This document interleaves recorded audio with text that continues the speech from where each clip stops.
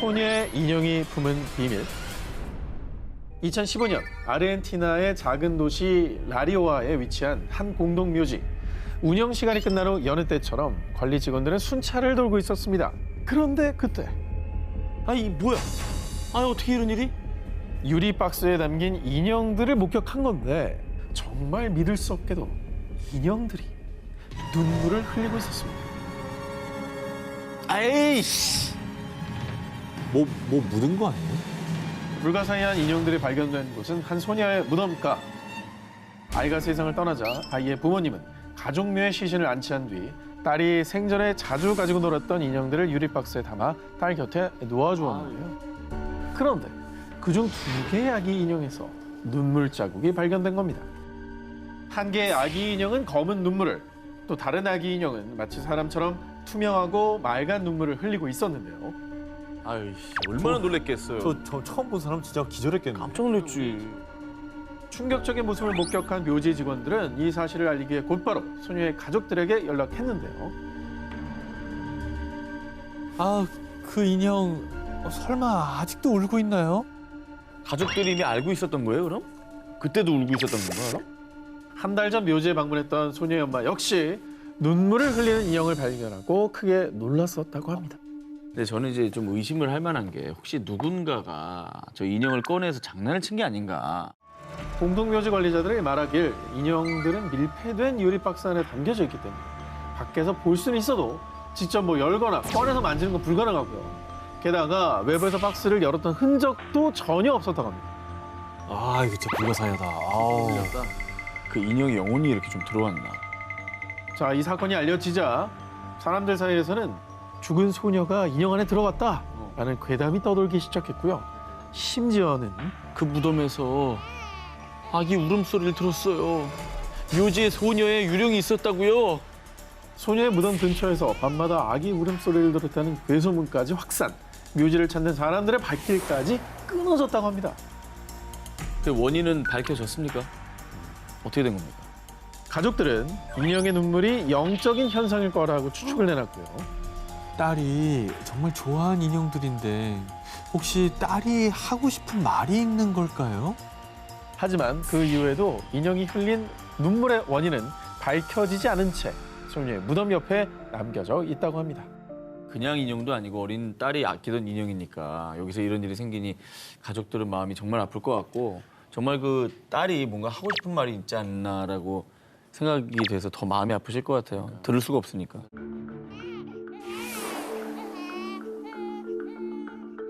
존재하지만 존재하지 않는 이야기 19, 8위를 공개합니다. 중국 베이징의 칭화대학교와 청나라 시절의 정원인 이화원 등 베이징의 중심지를 운행하는 버스가 있습니다. 그런데 2375번 버스에 아주 무시무시한 괴담이 있었다고 합니다.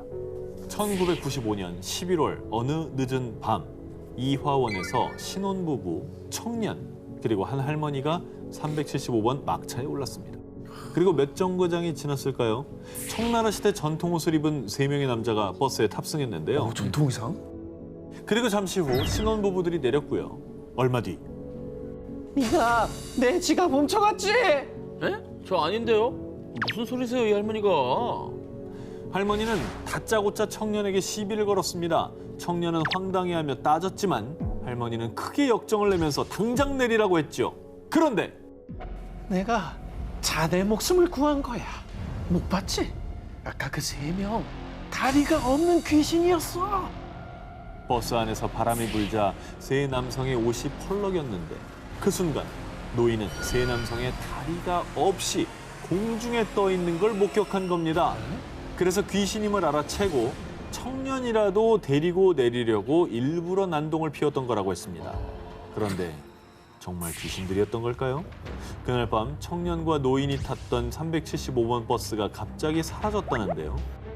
버스가 실종되고 이틀 뒤 사라진 375번 버스가 종점인 베이징 샹산에서 무려 100km나 떨어진 한 저수지에서 발견됐는데요. 진짜? 정말 안타깝게도 버스 안에 운전기사와 버스 안내원이 숨진 채 발견됐다고 합니다. 와. 그리고 정말 끔찍한 게 공안이 버스의 연료 탱크를 열어봤더니 그 안엔 사람의 피가 가득 채워져 있었다고 합니다. 아 뭐야?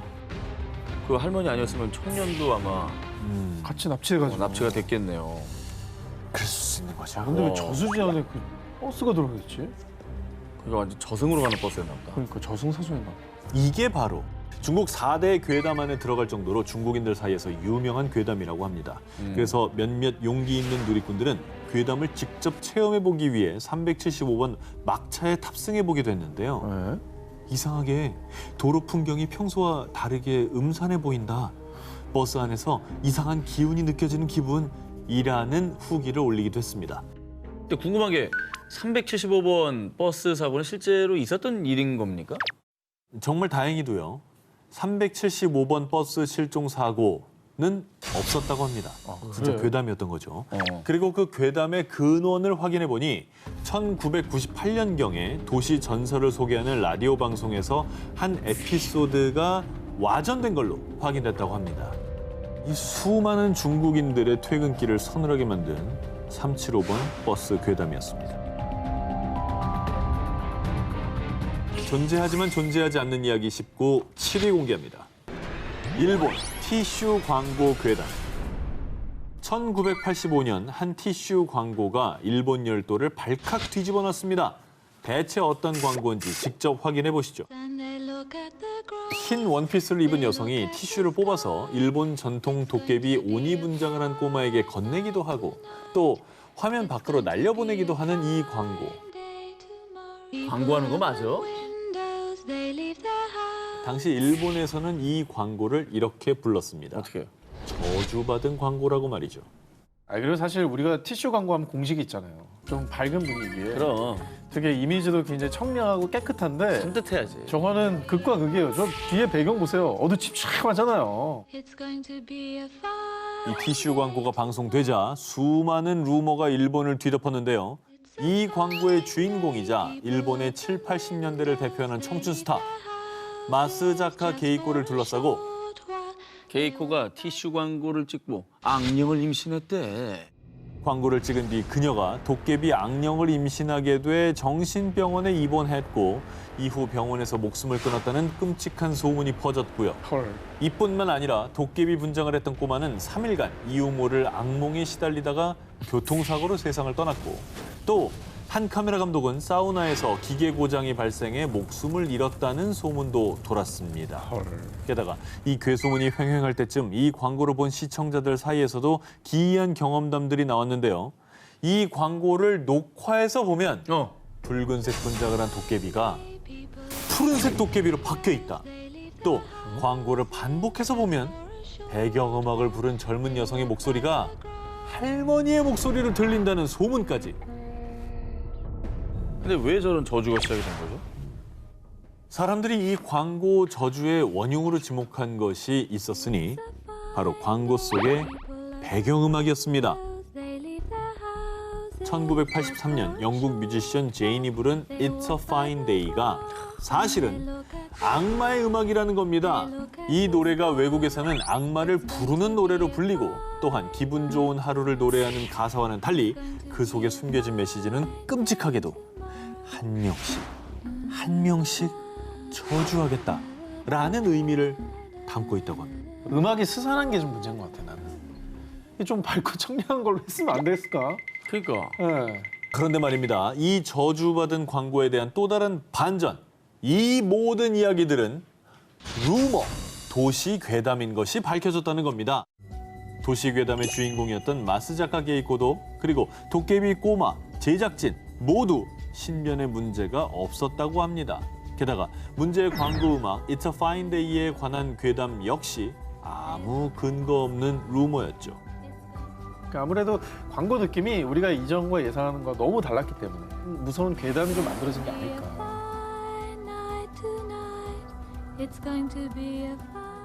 존재하지만 존재하지 않는 이야기 19 6일 공개합니다. 죽음을 예견한 소녀의 저주. 각막 이식 수술을 받고 10년 만에 눈을 뜬 한 소녀. 그런데 소녀가 눈을 뜬 뒤 가장 먼저 본 것은 검은 그림자였는데요. 그리고 그 뒤부터 소녀가 검은 그림자를 보는 날엔 꼭 누군가 사망하는 사건이 발생. 어머. 급기야 소녀는 귀신을 보고 귀신의 괴롭힘에 시달리기까지 합니다. 이게 좀 무서워지겠네요. 공포스러운데요. 무섭죠? 자, 이 내용은 죽음을 목격하는 비운의 소녀를 다룬 영화 2002년에 개봉한 DI의 줄거리입니다. 이거 나 진짜 무서웠어. 이거 무서워. 깜짝이야. 자, 그런데 말입니다. 여러분, 이 영화가 실화를 바탕으로 했다는 사실을 알고 계셨는지. 아 진짜? 아니 그럼 이게 죽음을 본다는 게 실화라고요? 1989년 태국 북부 라곤이라는 마을에 링이라는 19살 소녀가 살고 있었습니다. 그런데 링은 어느 날 눈에 알 수 없는 통증을 느낀 뒤부터 정말 지옥 같은 삶을 살아야 했습니다. 어? 저기에 왜 하이힐이 버려져 있지? 어느 날 놀이터를 지나가던 중 피가 묻은 하이힐이 널브러져 있는 걸 보았는데 다음 날 실제로 그 놀이터에서 하이힐을 신은 한 여성이 살해되는 사건이 발생. 어머. 그리고 길에서 우연히 마주친 여성이 익사하는 환영을 받는데 실제로 그날 밤 마을에서 익사 사건이 발생했습니다.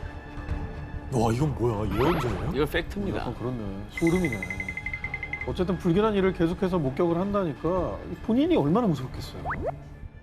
원치 않게 타인의 죽음을 미리 목격하게 된 링. 끔찍한 환영에 괴로워진 링은 사람들을 만나기가 두려워 결국 집에 숨어 지냈는데요. 그러던 어느 날 마을 사람들이 불에 타 죽는 아주 끔찍한 꿈을 꾼 링. 그런데 마침 마을에서는 매년 열리는 불꽃 축제 준비가 한창이었습니다. 제 말 좀 들어주세요. 마을에 불이 나서 다 죽을 거예요. 축제를 취소해야 돼요. 축제를 취소하라는 링의 애원에도 불구하고 마을 사람들은 오히려 링에게 유언비어를 퍼뜨리지 말라며 협박했고요. 그리고 결국 축제는 예정대로 진행됐습니다. 야, 이게 뭔가 안 좋은 기분이 든다. 불안하죠. 불안하다 이거 진짜. 그런데 정말 놀랍게도 축제 도중 정말로 가스 폭발 화재가 발생. 어머. 그래서 결국 마을 사람 300여 명이 사망하는 참사가 일어나고 말았습니다. 와, 진짜 예언이 맞았네요, 링에. 그렇죠. 조금이라도 귀를 기울였다면 어떻게 좀 예방해 볼 수도 있었을 텐데. 안타까운 게 어쨌든 예고한 사람이 있었는데도 이걸 막지 못했다는 거잖아요. 그렇죠. 자, 그런데 말입니다. 살아남은 마을 사람들은 이성을 잃고 광기가 폭발, 링을 죽이기 위해 링의 집에 난입하는 사태까지 벌어졌는데 그런데 링은 자신의 죽음도 미리 예견했던 걸까요? 마을 사람들이 도착했을 때 링은 이미 스스로 생을 마감한 뒤였다고 합니다. 그리고 링의 유언장에는요. 제 시신은 기증하겠습니다. 그런데 내 말을 믿지 않은 당신들을 저주할 거야. 다소 무서운 유언을 남기고 링의 눈은 다른 사람에게 기증됐다고 합니다. 그런데 전해지는 이야기에 따르면 이후 링의 눈을 이식받은 사람도 링처럼 환영을 목격해 귀신에 시달리다 끝내 스스로 목숨을 끊었다고 하는데요. 그럼 이게 억울하게 죽은 링의 저주인가요? 링의 저주가 담긴 죽음을 예견하는 눈. 어쩌면 지금도 누군가 링의 눈으로 죽음을 목격하고 있지는 않을까요? 존재하지만 존재하지 않는 이야기 19, 5위를 공개합니다. 귀신 헬리콥터를 삽니다. 2016년 1월 한 온라인 커뮤니티에 삽니다. 귀신 헬리콥터 고가 매입이라는 다소 이해하기 어려운 문장과 휴대전화 번호가 적혀있는 홍보 스티커 사진이 올라왔었습니다. 네. 게시글에 따르면 지하철, 휴게소, 화장실 등에서 이 홍보 스티커가 발견됐다고 하는데 그런데 온라인에 이 광고 스티커가 올라오자 장기 매매 조직에서 쓰는 은어잖아. 장기 매매할 때 쓰는 말이 확실함. 누리꾼들 사이에서 귀신 헬리콥터가 장기 매매를 할 때 사용하는 은어라는 도시 괴담이 돌기 시작했는데요. 귀신 헬리콥터 중 귀신의 뜻은 귀하의 신장이고요. 어머. 무섭죠? 심장, 간, 각막, 췌장, 힘줄, 망막. 이 장기별 영문의 첫 알파벳을 이으면 헬리콥터가 된다는 겁니다. 그러긴 하네. 오 진짜. 그런데 말입니다.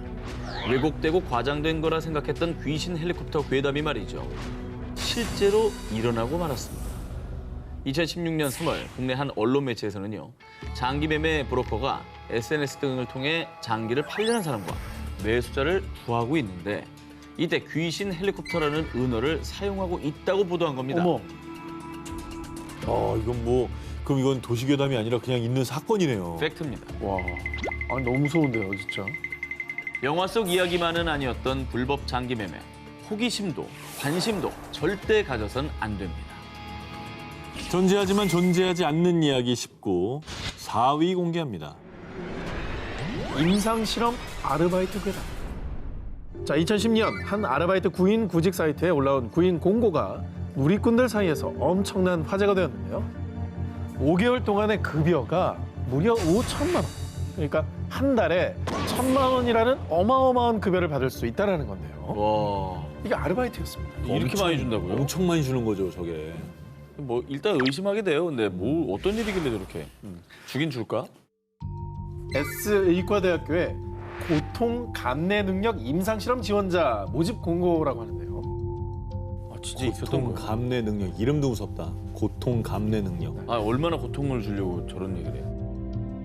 자, S의과대학교에서 내건 조건은 건장한 체격의 25살 이상 남성을 찾고 있고 약 5개월 동안 이틀에 한 번씩 1에서 28단계의 고통을 느끼는 실험을 한다라고 합니다. 게다가 여기서 누리꾼들의 간담을 서늘하게 한 문구가 있었으니 종종 의식을 잃는 경우가 있지만 숙련된 의료진이 대기하고 있다라는 내용이었죠. 아우, 무섭네. 너무 무섭다. 그럼 뭐 의식을 잃을 수밖에 없다는 소리 같잖아요. 그러니까 의식을 잃을 수도 있다는 얘기는 의식을 잃는다는 얘기예요.